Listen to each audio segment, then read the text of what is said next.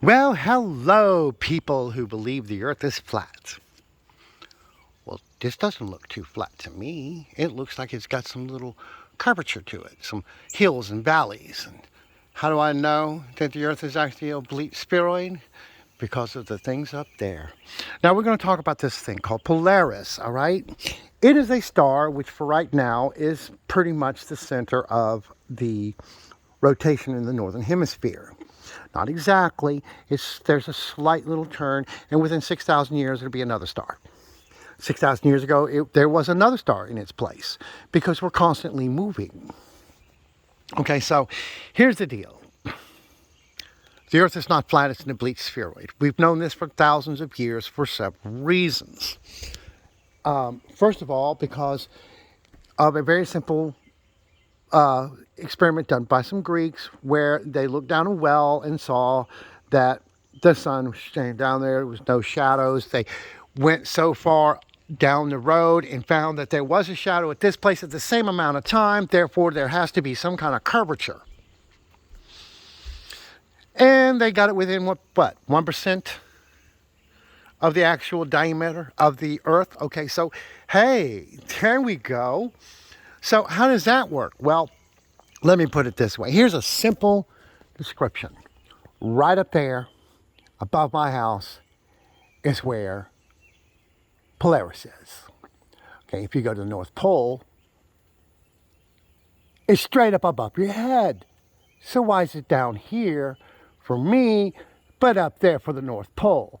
Or hey, even better, it's down there past the equator. Why? Simple fact. The Earth is a globe. It's a globe. And if you go straight up to the North Pole and you find Polaris and you have 200 miles every day, by the time you get to the equator, you won't be able to see Polaris. But you will be able to see other stars coming up in the south.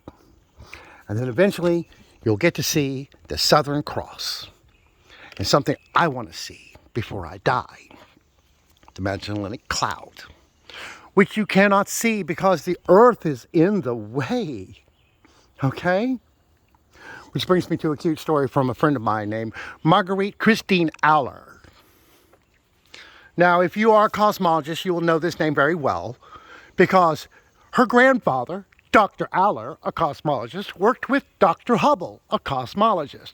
Her mother and her father are also Allers, and they are also PhDs in cosmology. This makes her a third generation PhD in cosmology.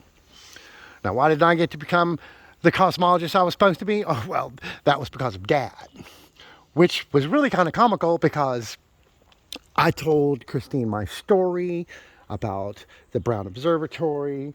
I explained what it looked like to her and the seat, the control system, everything about the telescope, which was a gigantic equatorial mount 200-inch telescope, which was broken in 1974. They tried to move it from Ohio to Arizona, and all because our skies are washed out and white. We've got light pollution so bad on the East Coast that no giant telescope works here anymore.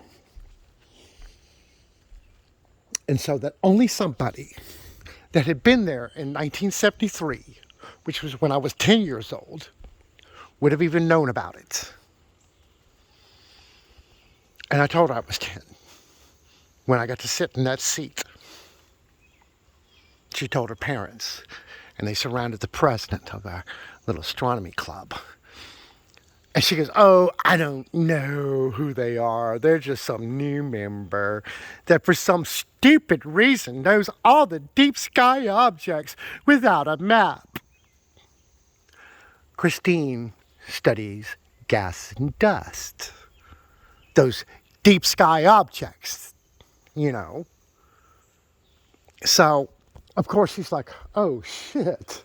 And her family like, no, we got to go see these people, meet them, and find out who that is, because they know way too much about cosmology to just be some layman.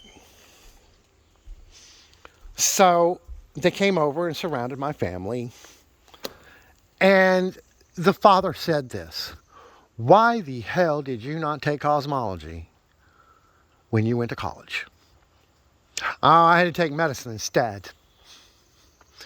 "Why?" "Well, because this one right here told me if I took some kind of junk ass course like cosmology and astronomy, he wouldn't help me get into a college." And then Dad started mumbling and I didn't know. I didn't know it was such an important field. And they were pissed. Oh my God, were they pissed. And it was my field that I loved the most of anything. Over biology and chemistry and anything, it was cosmology that I really, really adored. That's why I have a telescope inside my house. That's why I want my own observatory. That's why I still spend a lot of my time studying cosmology. You know, and that's why when I'd go to the club the second time, it was, "Oh, let me sit in the silicon, compared to this blah, blah, blah, in the structure, da, da, da, da, more perfect formation."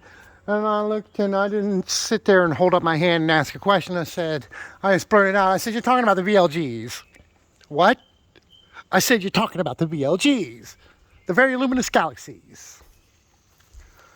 Their chemical composition is in such a way different that the stars burn hotter and brighter and cause more perfect formation of different elements as they are being fused, as the fusion reaction."